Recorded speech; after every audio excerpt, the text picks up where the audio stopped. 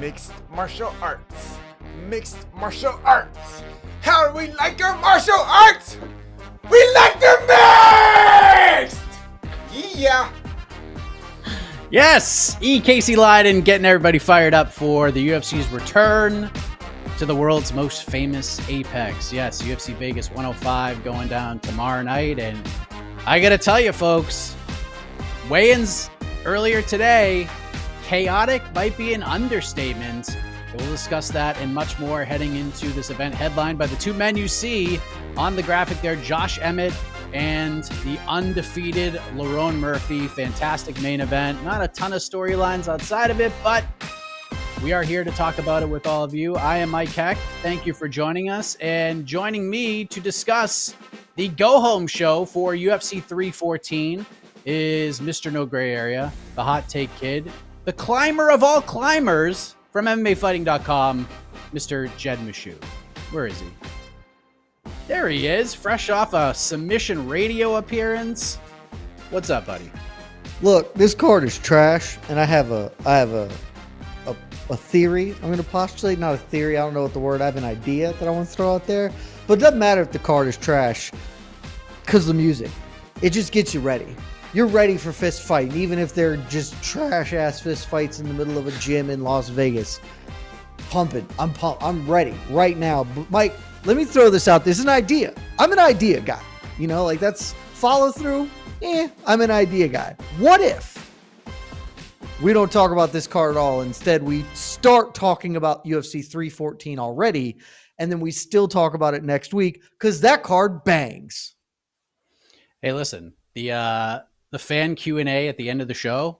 If you guys want to talk UFC 314, we could certainly talk UFC 314, but we do have a stop at the Apex. There are some things that have happened today, Jed. The official weigh-ins went down a little while ago. We had a lot of weird things happen. We had Cortavius Romeus. He was like the fifth fighter to weigh in, misses weight by 3.5 pounds. It was just like, okay, respect it. No big deal. I get it too. We talk about this stuff all the time. Then I'm not going to make it. I'll go first. I don't care. Screw it. I'll just get it out of the way. That is being the kid in class when the teacher's like, all right, who wants to give their presentation? And you're like, I'm going to bomb this. I half-assed this. I'm getting the freaking D. I'd rather get my D right now and not have to think about it for the rest of the next 2 days as she one by one calls on people. I'll go. That's Cortavius Romeus, and I respect it. Yes. We have a new heavyweight bout. Martin Budai weighs in at 266 pounds for his fight against newcomer Uran Saltabaldiev, LFA champion. 43.5 pound weight advantage on the scale, which I thought was pretty interesting. But that wasn't even the weirdest thing that happened at weigh-ins, Jed, because there are 26 fighters who were on the slate to step on the scale. Only 25 of them weighed in. Daniel Santos did not even show up to weigh-ins. His opponent, Davey Grant, makes weight at 135.5. A lot of people are very excited for this fight. And Daniel Santos just doesn't even step on the scale. And we find out about a half an hour after weigh-ins end from the great Brendan Fitzgerald. Fight no longer happening. It is off. Medical issues for Daniel Santos. And this fight is not happening. It's very strange. We don't see a fighter just not show up at all to weigh-ins. But your reaction to the chaos that happened this morning at the world's most famous Apex in the weigh-in room? It was really like you were obviously covering weigh-ins. I was doing some other stuff this morning, and then you slack and so one dude just didn't weigh in, which feels like a first. I was like, oh, that's probably not a great sign. And then you get into it, and it's like, we don't know, medical issues. It seems the overwhelming likelihood is that he suffered something pretty serious while attempting to cut the final few pounds, and thus didn't pull a Cortavius Romeus and wasn't like, I just can't get that last 3 pounds. I'll take the penalty and fight.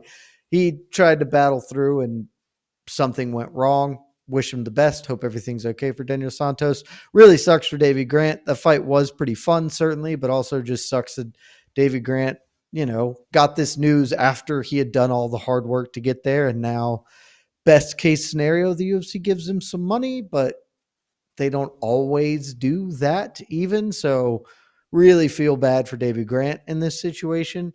But otherwise, I mean, look, the fight was kind of fun. Like, I'd rather, like, if you were letting me choose fights to get cut from this card, I would have others that I'd pick. But like, honestly, thin the herd, baby. Like, let's winnow this thing down to have to spend less time with an objectively bad fight card tomorrow. Yeah, man. It's been a weird career for Daniel Santos. He was supposed to fight in October 2021. His opponent withdraws. Then he's supposed to fight against somebody else on that same card. He has to withdraw. Fights Julio Arce at UFC 273, loses, gets a big knockout over John Castaneda. Very exciting. Then he's supposed to fight Johnny Munoz. Santos gets hurt. Doesn't happen. A month later, he fights Johnny Munoz and wins.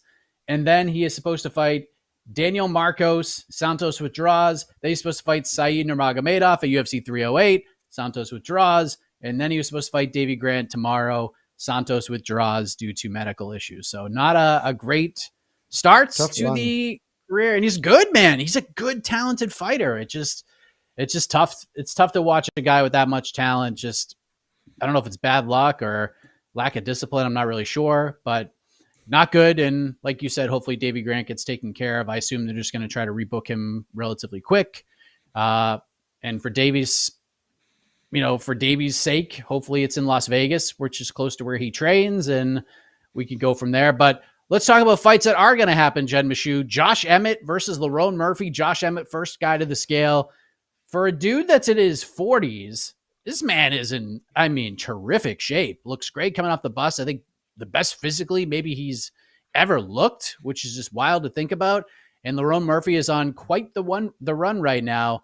I know this is one of the lowest fart scale fight cards maybe we've ever had, but it's hard to deny that this main event is not only great, it's very intriguing, and the stakes are very high for both guys, especially considering what is going on in the division right now. So your excitement levels for Josh Emmett versus Lerone Murphy.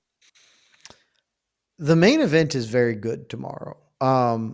Now, that being said, it's possible the main event will not be the most exciting watch tomorrow, which gives me a little bit of trepidation, but it's a very good main event. And honestly, like, the best way to talk about this card, Mike, in my opinion, is to just compare it to Vegas 104. Because like a couple of weeks ago, we were, I think it was you and me. Maybe was it you and me? Was it me and AK? I don't remember who was doing it, but like, hey, is this the worst UFC card that's ever existed? Was the topic of conversation, because that was a bad event. Like, even looking at it again in hindsight, and it ended up being okay. Like, certainly some finishes, a couple back-to-back Kimuras is fun or whatever, but like the Roman Dolidze Marvin Vettori rematch, that was on the Jed Meshew fights above replacement tussle scale. That was a 1.5, because I'm like priced into giving a half point for Waldo Cortez Acosta, who is ranked.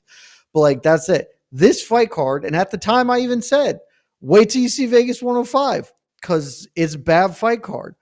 It's the worst fight card top to bottom, but the main event is certainly better than the main event for Vegas 104. I am genuinely interested in this. I have a lot of questions about what will happen. It may not be exciting, but we are getting to top 15. I don't actually remember what Lerone Murphy's ranked, so they may even be top 10 featherweights at this point in the UFC rankings. We're talking about two of the 12 best guys in this weight class, a weight class which has recently been shaken up by the vacation of the title by Ilia Topuria, and that sort of opens up windows of opportunity there. Lerone Murphy finally getting an opportunity to like really climb up the ladder, like to announce himself as a legitimate title contender, not just like, ooh, he's very, very good. You know, like he's good, but not there. Like, this would be the win that would get in there. Josh Emmett, long time off, right? Like a huge layoff, 40 years old. Like, he has no margin for error. So like, this is fascinating. The stakes are real. It is a much better fight than the main event for 104. And this is what you got to hold your hat on. Like, this is where, if you are trying to find reasons Saturday outside of, I got nothing else to do and I might as well turn it on, that's a perfectly good reason. But if you are trying to find reasons to get excited, it is for the main event, because it is the best thing the UFC has going this weekend. A lot of the talking points surrounding this fight, Jed, there's two in particular, and I want to sort of get your take on it. One, Josh Emmett, from a betting perspective, is almost a must take at plus 240. Dude's really good. It's probably the best fighter Lerone Murphy has fought to this point. And to see Josh Emmett as a plus 240 dog after just brutally annihilating Bryce Mitchell in his last appearance. And I know there's a year plus layoff that we have to take into consideration. Lerone Murphy had a tough night at the office against Dan Ige, and Dan's a really good fighter. A lot of people thought he lost, and kind of going back and remembering the watch party, I think I scored that fight for Dan Ige as well. But Lerone being such a massive favorite. I scored it 29-27 for Dan Ige because I gave him a 10-8. In the first round with the knockdown there? For the knockdown, yeah. Because you are changing the face of scoring fights. Look, people hate it, and that's okay. You know what people used to hate, Mike? People used to hate that just cheat. Foul. There's no such thing as a foul. I was on the right side of history on that one. People really coming around to that particular thing. We could talk about PFL last night because Keith Peterson, he got my dander up because he was full of nonsense. He was nothing but nonsense, Keith Peterson. But I will also be proven right on this. More 10-8s in this sport, please. Throw them around liberally. And the other thing that people are talking about with this fight is Lerone Murphy's going to win unless he gets knocked out. Do you agree with that sentiment? And do you agree that Josh Emmett, if you're going to choose a side in this fight, that Josh is kind of the guy because the value is just too much right now? So I, in general, agree with that, though I am very skeptical of betting on Josh Emmett just because 40 at featherweight that's old. And over a year-long layoff when you're 40 at featherweight is old. Like you said, looked tremendous this morning. To be that fit at that age is something special for him. And, coming off that kill shot on Bryce Mitchell, hasn't really shown a big fall off that you sort of see in increments as fighters age, but we also haven't seen him in a year. So it's hard for me to want to bet him, though I think if you are just going to bet this straight, I would certainly go dog or pass. I have a more special bet on this one.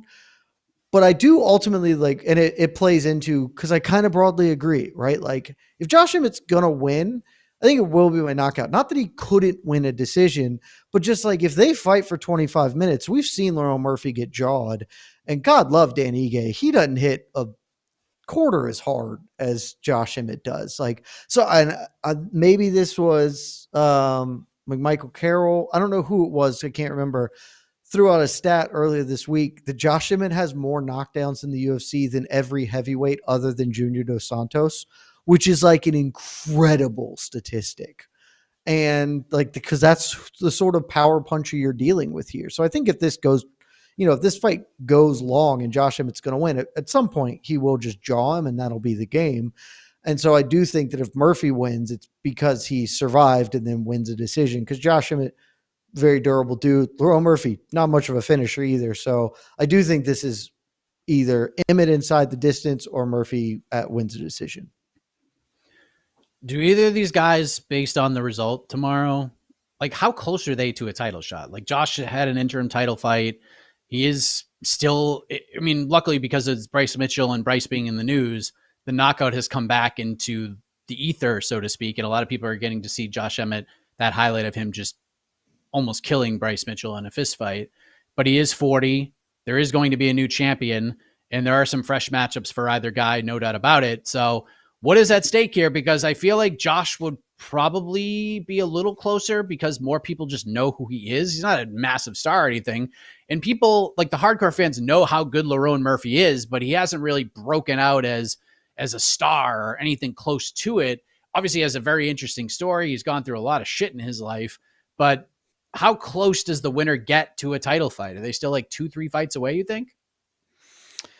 I think the winner of this is probably one fight away, though that fight might be different, if that makes sense. So I agree that if Josh Emmett wins, Ilia Topuria did him a big favor. If Topuria was still here, there would just be a backlog of contenders, because next weekend would be Topuria versus Volk 2. Diego Lopez would be in the wings. Movsarevlev would be in the wings.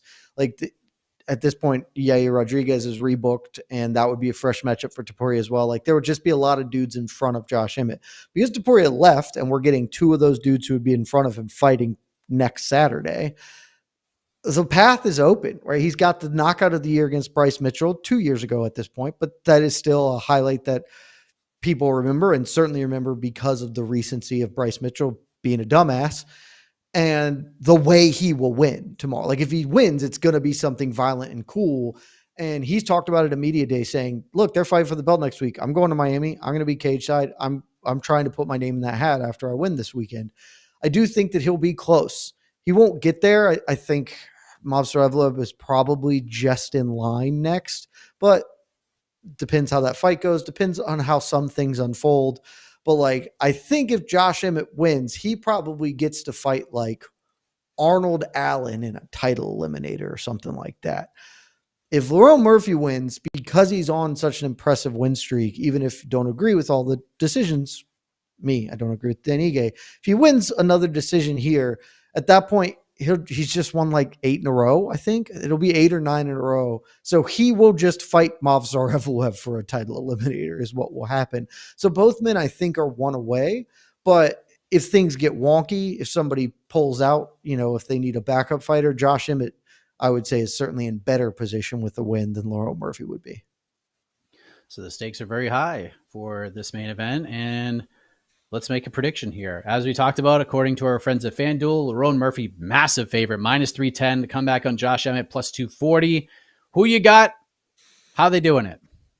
Dude, I am really torn on this one because reflexively, it is hard for me to pick 40-year-olds who are coming off a long layoff against a guy who has just been surging, right? Like, even if you don't think he beat Danny Ige, which I don't, 7 in a row, 8 in a row is a really, really hard thing to do. And Lerone Murphy keeps finding ways to get his hand raised. Those dynamics really make me think that I should pick him. At the same time, I really think if Josh Emmett isn't like faded, he's going to win this fight. And so it is purely a question to me of, is Josh Emmett still in his peak? Like, I don't think we'd say his prime because he can't be at like high level performance for that much longer. That's just how biology works. But like, is he still close enough to it? Because if so, I think he should win. Lerone Murphy is not nearly as dynamic an athlete or finisher. Josh Emmett doesn't use his wrestling a lot, but is a good wrestler. Like, I just feels like this should favor Josh Emmett. So twist my arm and I'm going to pick Josh Emmett, but I feel really uncomfortable. And honestly, part of me picking Josh Emmett, Mike, I have spent all year fading old people and mostly getting my shirt taken off my back as a result of it. The olds are really showing out in 2025 thus far against the youth movement. And so I'm going to jump on the bandwagon. And this is the time I'll be wrong. This is the time that Lerone Murphy will just decision Josh Emmett 25 minutes and he is not an old man. But I'm going to pick Josh Emmett by knockout in, let's say, the second round. I mean, I'm just as torn as you are, and I think what I'm going to do is I'm going to put positive vibes out into the world. I'm going to pick Lerone Murphy by decision, split decision, in a fight that I think is going to deliver. This will not make the top 5 fights of the year list, but this is going to feel like the Brennan Allen, Chris Curtis 2 rematch when we look back on it. Just a good, solid, gritty scrap, bloody battle in the main event of an Apex card. And it's going to be super close, and there's going to be some controversy. The post-fight show is going to talk about, was this the right call? Was it not the right call? I actually think this fight's going to be really good. I think Lerone's going to have to face some adversity. I think Josh will as well. And I think these two are just going to leave every bit of blood and sweat in that octagon tomorrow. And while the rest of this card is not great, I think we'll come out of it being like, you know what, that main event friggin' ruled, and it was worth giving up my Saturday night to watch that one fight. So putting the positive vibes in there, I'll say Lerone Murphy, split decision in a war of attrition. So hopefully I'm right, and hopefully I hope positive you're not. vibes. It's a good thing Because I also have a bet on Josh Emmett. It's not on Josh Emmett. I have a decision no bet, which for those who don't know, if the fight goes to a decision, the bet is just canceled. You get your money back. So if there's a finish, I'm banking that it's Josh Emmett, and I got it like plus 150 or something. So I hope Josh Emmett knocks him out. Do you have a climb bet on this card?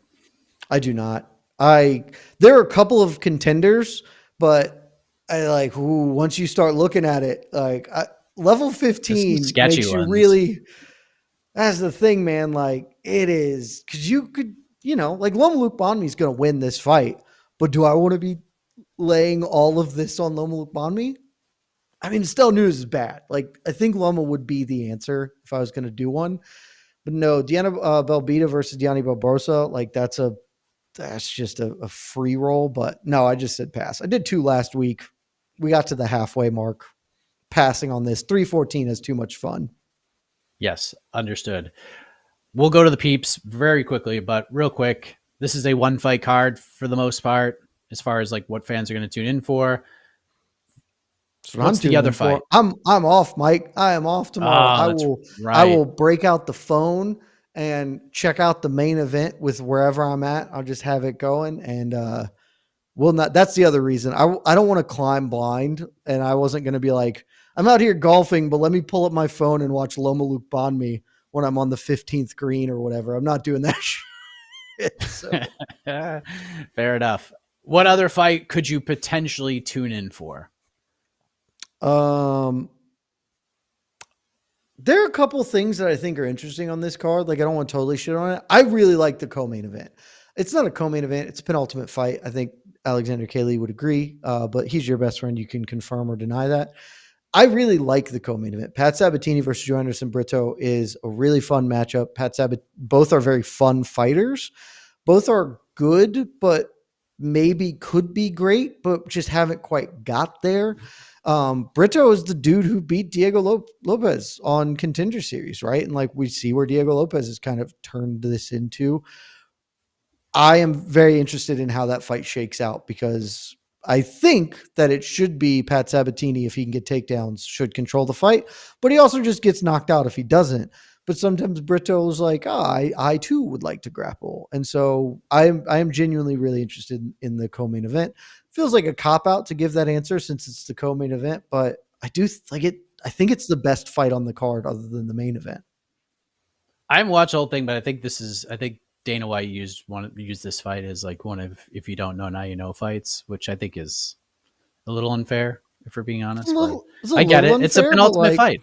It's a penultimate fight.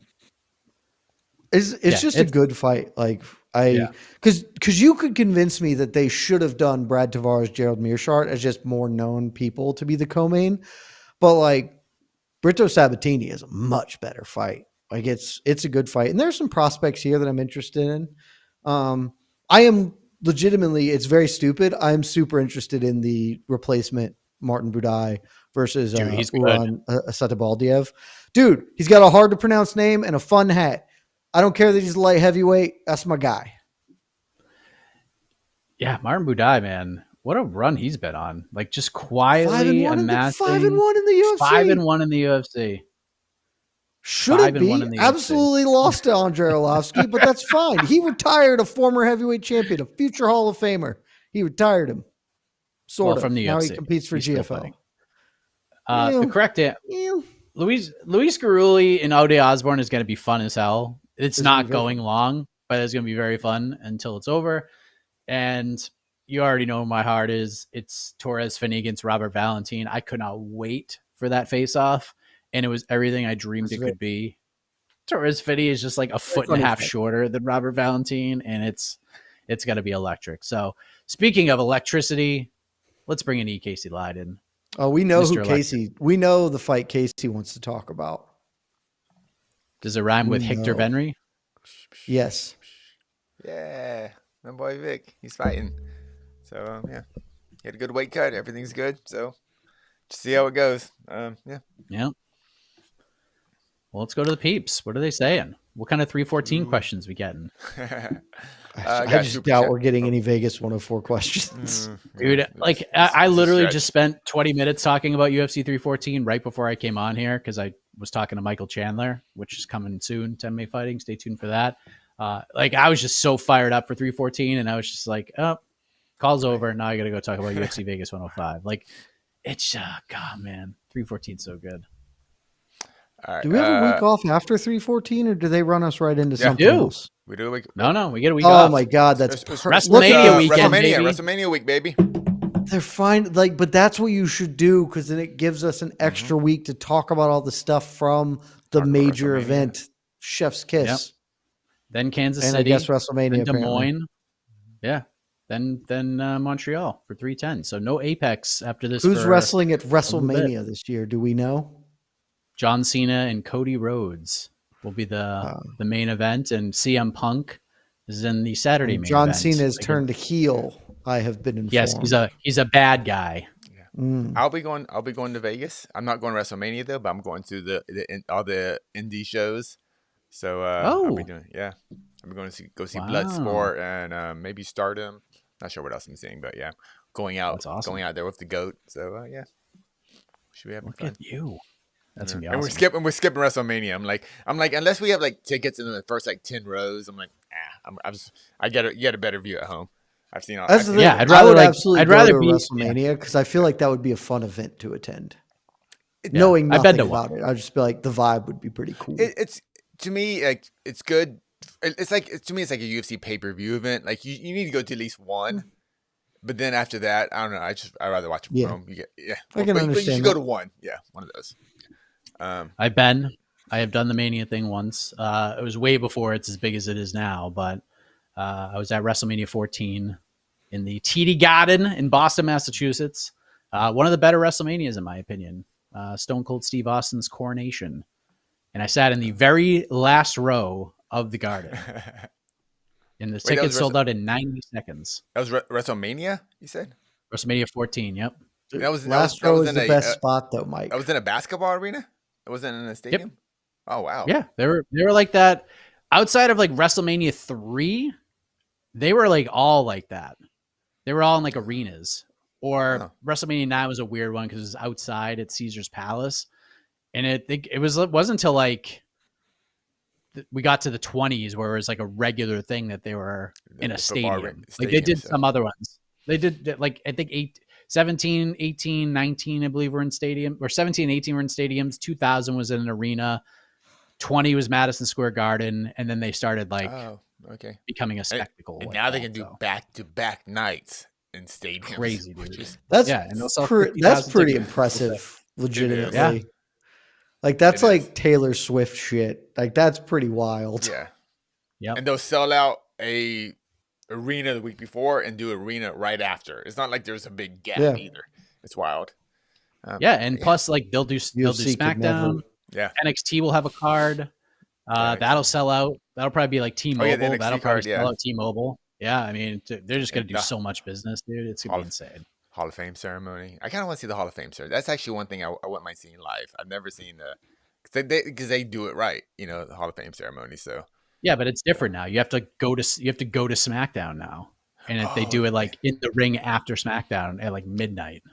Oh, they do it. Yeah, you're right. Yeah, they did change it. All right. So yeah, it's not what it used to be. Yeah. But, all right, let's go to the peeps.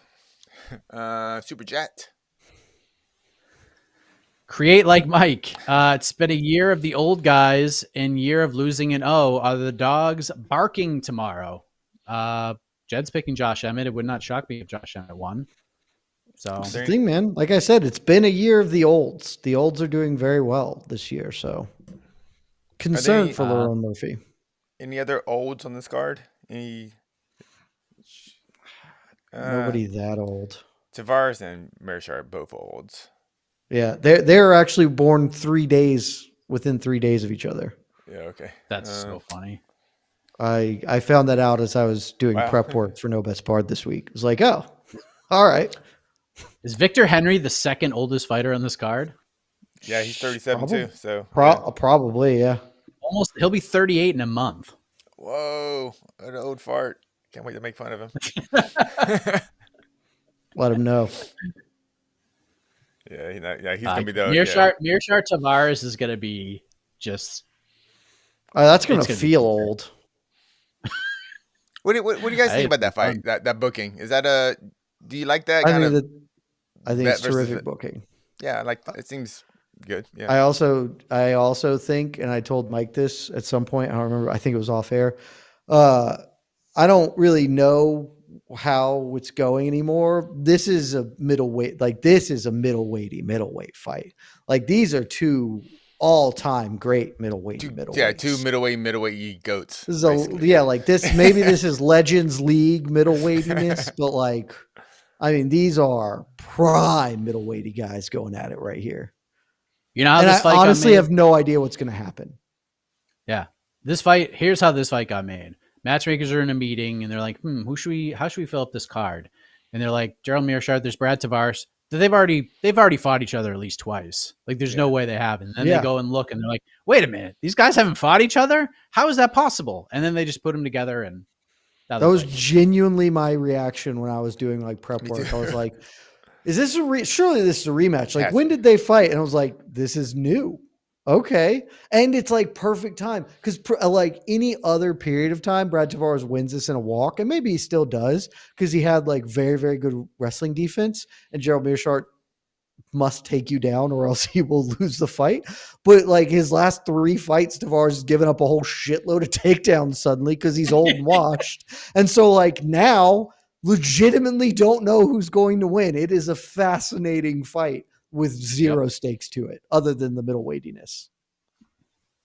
True that. So I think there are some dogs barking. So yeah, it's my main event. I like that. All right. What we got? What else we got here? Do you guys know there's a BKFC going on right now? Yeah, there's one tomorrow too. Oh, they're doubling up. Wow, look at BKFC go. Yeah. Speaking of, Alexei Oleinik got deaded like 2 minutes into his BKFC debut. Very sad to watch. It's very sad to watch. Go to MMA Fighting social media pages. Oh, well, I was looking on MMAfighting.com, great website, to see if it's up yet, but it's apparently not up as a story yet. Social media video is live. But I can go to the social. All right. We're gonna watch this occur. Man, come on, MMA Fighting. I was hoping that it would just show up and not actually have to go to our social, but apparently a lot of people are tweeting about other things. Oh, no, it is on MMAfighting.com. I can just go look at that. It's a great website. There you go. Micah Mustache, Lerone needs a man with sensitivity. That sucks for him. Oh, man. What is he doing for BKFC? I mean, I know why. It didn't really make sense for him to be there anyway, but yep. Yeah, that's about what I would anticipate. Ouch. Who needs... Yeah. Do you think he's got this with Josh Emmett? Shout out. Ralph Trevant, baby. I love this. It's just, I think we had this on BTL yesterday. It looks just like him. It's so good. God, what a call. Wow. That is a good call. I'm just staring at it. I just can't stop. Dude, Lerone Murphy should really rock a tie. If he wins, he needs to go to the press conference dressed like this. Oh yeah, the little bow, man. Those are the days. See, it's like Bryce Mitchell was all like, give me the camo and everything. Like Murphy should give me whatever this is to Venom. Give me the drip. He walks out to this. Give me the drip. Oh man. All right. Thank you, Master of the Universe. All right, here we go. Knew it was coming. Diego versus Volk. Who wins it? I have a feeling Diego might pull this off, and he'll get a Hot Topic sponsorship. Ooh. Comments are on fire. I mean, early look for him. Early look, Jed, at this main event. So I actually just started doing my prep work for this today. Thus far, I'm sticking with my very simplistic belief that Alexander Volkanovski is old and a little bit washed. Not like washed, but he's old. Can't take shots the way he used to be able to. And Diego Lopez is a dynamic, powerful young man. And he will hit Volkanovski, and Volkanovski will not be able to sustain that damage. And so I am, at this point in time, picking Diego Lopez. I already placed a bet on Alexander Volkanovski because I feel like the betting odds throughout the week are just going to get wider. I got him at minus 140. Is the favorite. Interesting. Really? Yep. I got him at minus 140. I took it because I don't think I'm going to get any better than that, honestly. So, and I'm just going by my simple logic. I think this fight's 50-50. And if I think a fight's 50-50, I will go with a guy who has more big game experience, and Volkanovski has it in spades. So, I mean, he could lose. Perfectly reasonable breakdown. Yeah, I think if this fight was happening, what was it? October? When did he lose to Poirier? February. If this fight was happening like in September, if this is the Noche UFC main event, I would pick Lopez in a heartbeat. But I think Volk has taken a lot of time here, and I like this. I like that he's taken 14 months between fights, which is very smart. And from everybody that I've talked to who has seen this man over the last several months, as he was waiting word whether he's fighting Ilia Topuria or whoever, Volk is in beast mode right now. So there's like the switch is flipped. So I mean, that could, you hear that from friggin' every camp that you go to. I remember covering UFC 273 in Jacksonville, and Korean Zombie's team was telling me like, Volk has no idea what's coming. I'm not gonna say any more, but we have a secret recipe. And I was like, okay, now you got me intrigued. And then Volk went out and pitched a perfect game against him. So just never know. That's the thing. Volk is one of the 10 best fighters who have ever fought in a cage. He's just one of the 10 best fighters ever. So like if he goes out and wins, I won't be shocked. He has a great mind for the game, incredibly adaptable. Diego Lopez isn't as good of a fighter as Alexander Volkanovski. Just straight up, like he is not. But he hits real hard. He's dynamic and athletic, and Volk's a little older, and so he's massive.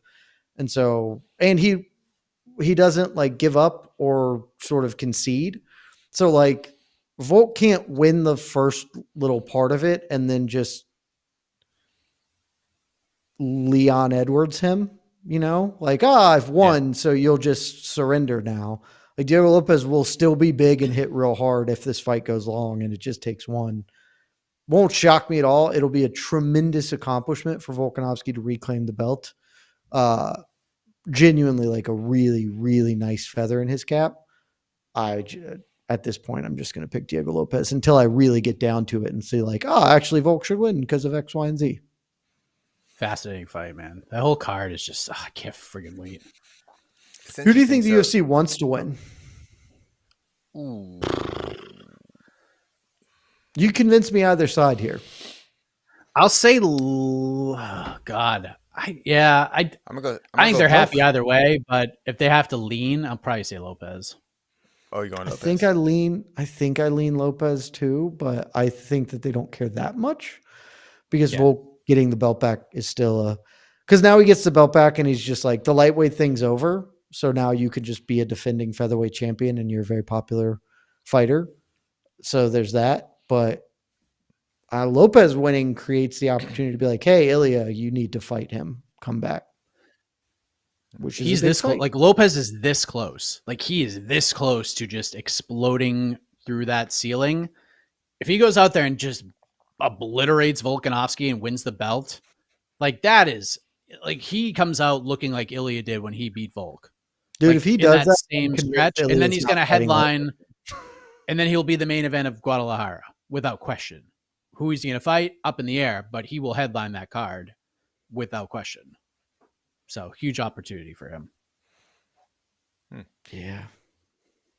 It's interesting that I'm looking at Tapology right now. 67% of fans are picking Volk, with about 2/3 of those fans picking Volk to win by decision. To me, the interesting part is Lopez. Of the people that are picking him, it looks like 80% are picking him to win by knockout. So isn't that really the Diego Lopez thing? Like he's a jiu-jitsu guy. Like, are we not? Like, are we just saying jiu-jitsu is just gonna be nullified and grappling will be nullified in this fight, and it's just gonna be 25 minutes of a stand-up battle? I don't know that it'll be nullified or a 25-minute stand-up battle, but look, my feelings on Brian Ortega. Brian Ortega had a locked-in goddamn choke and couldn't finish him. I don't think he's tapping Volk. So, like, I think the grappling will even out. Whether they spend, honestly, I would probably go advantage Volk just because if they get into protracted grappling exchanges, my guess is it's Volk on top, and Diego Lopez is, not really going to threaten too much in that situation. I don't think. I think most of the fight will take place on the feet. Even if there's a lot of portion on the ground, Lopez just isn't tapping him. So if Lopez is going to win, I'm with him. Like he's just going to draw him. Yeah. But I'm going to say him. Yeah, but we also thought Volk couldn't get Volk's also been knocked out twice horribly, so him getting submitted to finally. I mean, this is just what happens in a fighter's career. Like they're unstoppable till they're not. It could. Yeah, I know what you're saying too. Like, I'm yeah, just. I mean, that's why it's an I'll interesting be fight. pretty flabbergasted if he gets Really? tapped, unless it's like a club sub. Like if he jaws him and then chokes him, okay. But like if he just arm bars him from guard, I'll be fucking astonished. Yeah. Yeah. Like Yair tried that, didn't go so hot. You know? Thank you, Jay. All right, so what else we got here? That would be legitimately the coolest outcome, no question to me. If Lopez just gets an armbar taken from down guard and it hits like an old school Russian swivel hip armbar from full guard, like Fedor-esque belly down, and be like, that'd be the coolest thing in the world. That would be pretty hot. All right. PFL was dope last night. What do you think, Big Mike? I watched the main card. I understand. I wasn't really like tweeting about it because I just wanted to watch it and just separate myself from, hey, I'm watching this, because I wasn't covering it, so I just want to like just enjoy it as a fan. It was pretty good. Nice. Your tweet kind of signified the night overall for most people, I believe. I got real mad at the end. Yeah, and I also, not even that tweet, it was the PFL's been pretty dope so far, but then Logan Storley had a fight. Oh, yeah, that did not get the engagement I expected, because that was a really good tweet. I was really proud of that one. Yeah. So, but it was good, man. Like, it was simple. I guess the pacing wasn't great early on, which is no surprise. It wasn't that bad, honestly. Yeah. People really? Just want to shit on it because historically PFL pacing has been bad, and like it wasn't ideal, but that's just the structures of broadcast. There were finishes. All the prelim fights are finishes, and you've got a 2-hour block in case they all go to decision. So like if they had kicked up the pace, we would have just had like an hour-long gap between the prelims and the main card. So like the pacing was fairly standard. How they filled time is I have a genuine problem with, but like the pacing was what the pacing was. It's fine. It wasn't that bad. Yeah. Dan Hardy probably should have got the night off. Man could barely 100% should not have been there. What happened? And then them having, was he sick? Oh, his voice was gone. Like he was clearly sick and his voice was gone. He was like tweeting that his wife was like bringing him tea and honey between in commercial breaks. Yeah, but they were not just him commentating. They had him do the post-fight interviews, and he would get up there and croak like a dying man with throat cancer. It was tough. And be like, "So tell me what you think of the performance." And we're like, dude, just like, you got two, like Randy's done this. Just give Randy the mic and have him go in the cage. I figured, pick any person other than what they were doing. It was wild that they kept running him out there for that. Yeah. But it was clean to watch. Like the smart cage bullshit, like not seeing all the stats and all that stuff. Like, wow. So, it was refreshing. Okay. Yeah, it was just refreshing. Okay. Nice clean screen, some different productional graphic. They didn't do the punch speed. Did they do punch speeds? I didn't see very much of. No, there was none of that. They didn't really do any of the smart cage stuff, which many people were excited about. Yeah, because that was just ridiculous. Do they still do some like ref cam stuff and those little things? But like that's fine. I don't have a problem with that. That's good. Yeah. But when they take up 3/4 of the screen with 17.89 miles per hour with the left hand, like, I no one cares. No one cares about any of that. People absolutely understand what that means. I would say, like, I gave it a B. I came out of there giving it a B. That's pretty good. It was a good start for them. All right, good job. I'll give it a B plus. Like they still have some issues, right? They just did, like, they played. I know so much about Jason Jackson now that it beggars belief, because they just kept playing like the Jason Jackson story to fill all their time, which is not like he actually does have a pretty good story, but that's just, you got to diversify your options at some point. And two, like, if he had lost, then that would have been a huge waste of everybody's time. So they could do a lot of better things. My long-standing belief is that fighters have a 3-year max limit in the booth. I I'm not going to knock Dan Hardy since he couldn't talk, so we'll give him a pass for this time. I think Randy Couture should just be gone. Get him out. Just ship him. He's not bringing anything to the table, and was detracting from the experience at various points in time. Sean O'Connell's fine, like, totally fine play-by-play guy. But they did a lot of the stuff that we wanted them to do, and so credit to them. I thought it flowed better. Pretty solid debut effort for them. I agree. And Thad Gene looks sick. Yeah. They got a guy. They almost might have even a in dude. the freaking tournament, which is crazy.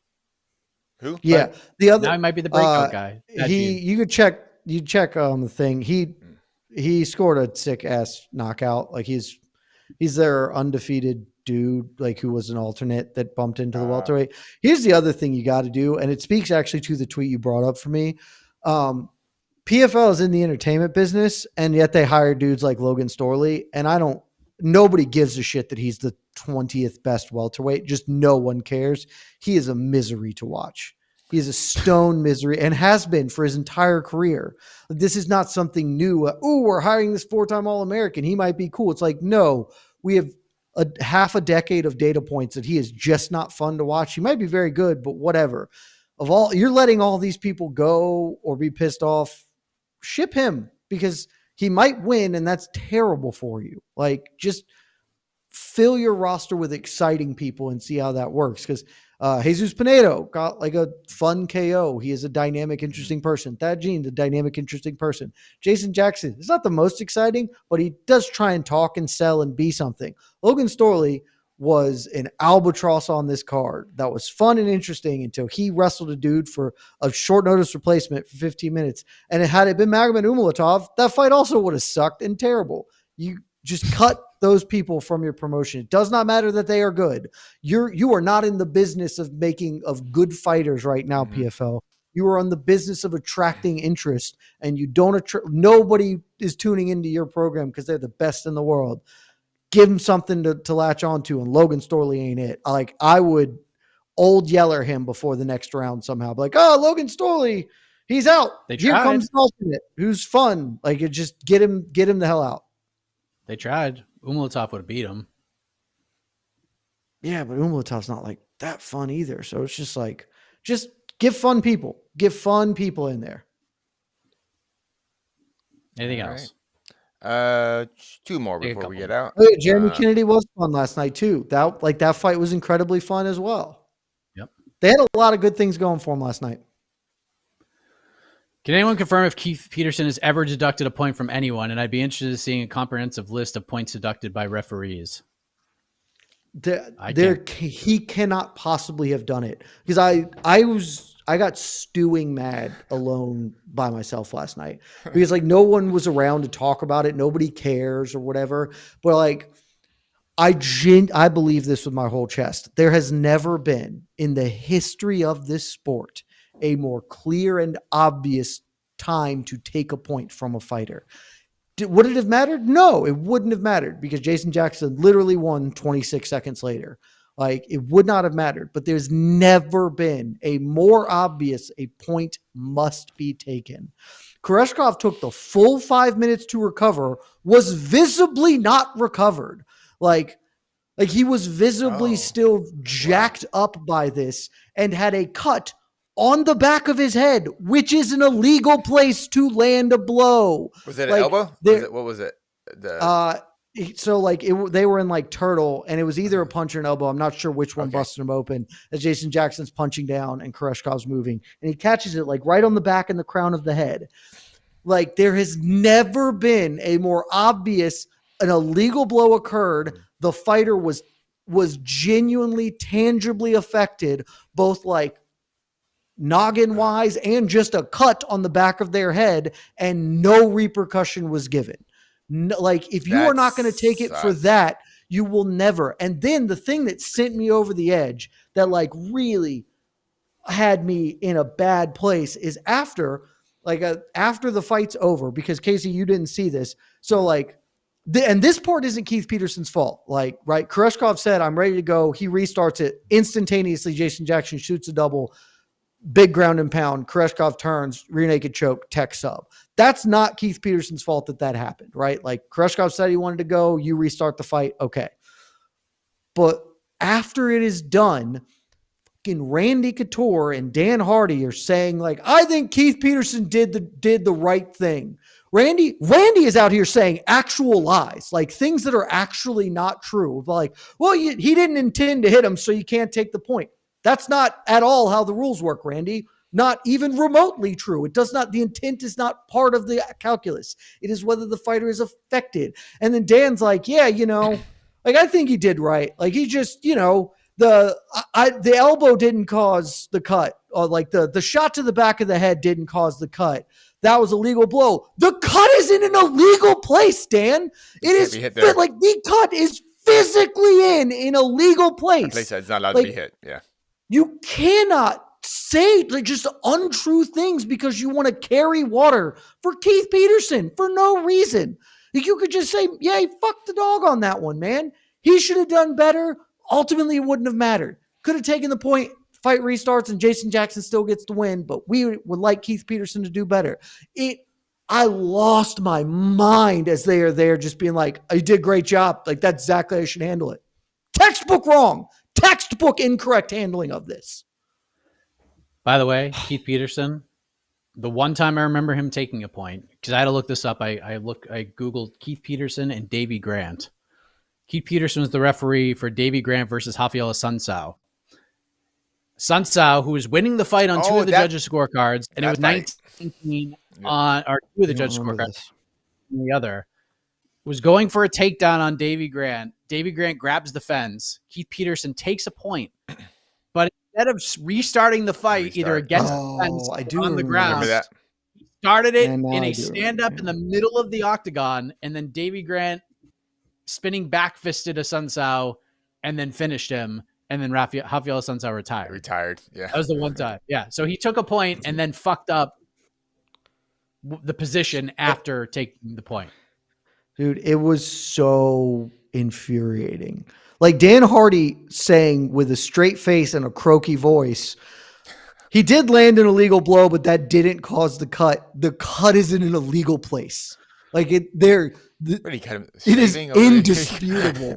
Like there is no so he landed a legal blow to the forehead, and the force of it opened a cut in the back of Koreshkov's head. Is what you're like. It was so stupid.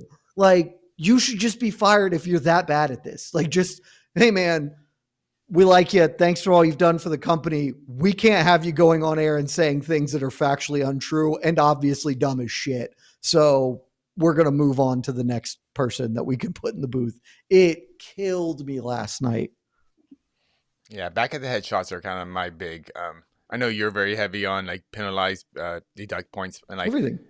I think back at the head shots are like, they're almost legal in MMA for some reason. Oh, they just are. Like I was honestly a bit surprised he stopped the action. So credit to him that he stopped it. Cause like these were like there was a very obvious elbow, like right to the crown of the head or whatever. But like, it was 5 full minutes. Like there is the full 5. There is a cut that has bled profusely. So like he has lost blood, has been tangibly affected. Doesn't look like he's in the greatest shape. Like he wasn't like wobbly on his legs, but he looked like probably not all the way back. And you're just like, no, this is fair. This is an even exchange. Nothing needs to be done to this guy who instantaneously double legs him and finishes the fight. And no point deduction, correct? Yeah, no point deduction. Jeez. No, just didn't need it. Back at that, that's the other part that like, because people came and like, well, it didn't matter. It's like, but that's why you should do it. Well, why because wouldn't it matter? Why wouldn't you do it? I don't understand why he won the fight anyway. Like, okay, sure, which means you could have done this very obvious thing, and then you wouldn't have had to feel bad that you influenced the fight. It's so dumb, and I cannot handle it. All right. And last question before we get out of here, because Masters of the Universe is just very interested in our opinion of this. What are your genuine thoughts on these YouTube MMA content creators and experts? Interested to know how you guys feel about them and how they're perceived in MMA journalism space. Well, they're not perceived in the MMA journalism space at all because they are not journalists. So there you go. It's just do you, bro. I mean, I'm not here to, as Jed says, I'm not here to yuck anybody's yum. Yeah. Go in there and make your content. And if it does well, it does well. I mean, what can I say? I don't agree with all of it. Just do you. I mean, I'm gonna focus on me. They can focus on them. All good, and that's kind of how I'm at right now. But yeah, man, it's an interesting landscape, and I think a lot of it has to do with the UFC sucking. It's a terrible product for the most part. There are some good fights that happen, but like there's just nothing thrilling to talk about right now, even with like a lot of the pay-per-views, like especially with Alex Pereira losing the belt. Like there's just nothing to hang your hat on as a fan right now. So as a fan, you're looking for something different, I guess. And you know, some of these content creators and experts or whatnot, and some of them do really good stuff. They go towards that a little bit more because the product just stinks. Like, look at this card. The main event's great, but the rest of the card sucks. Like, it's just the UFC's in such a weird position where, I mean, they can do this and still do fine, still make a shitload of money because the 3 letters of their brand right now. But let's be honest, even like a lot of fans that I talk to are like falling off the ship right now. Like they just are. And they're just looking for different things. And it's just not really out there. So yeah, it's tough, but hey, do you, I'll do me. And that's all I can say. If anybody else wants to add to it, please. But that's my thoughts. I answered something pretty similar when I was on Submission Radio yesterday. My stance is pretty like it's the stance I have towards most everything. Like it's not for me, but if it's for you, that's cool. Right? Like yeah.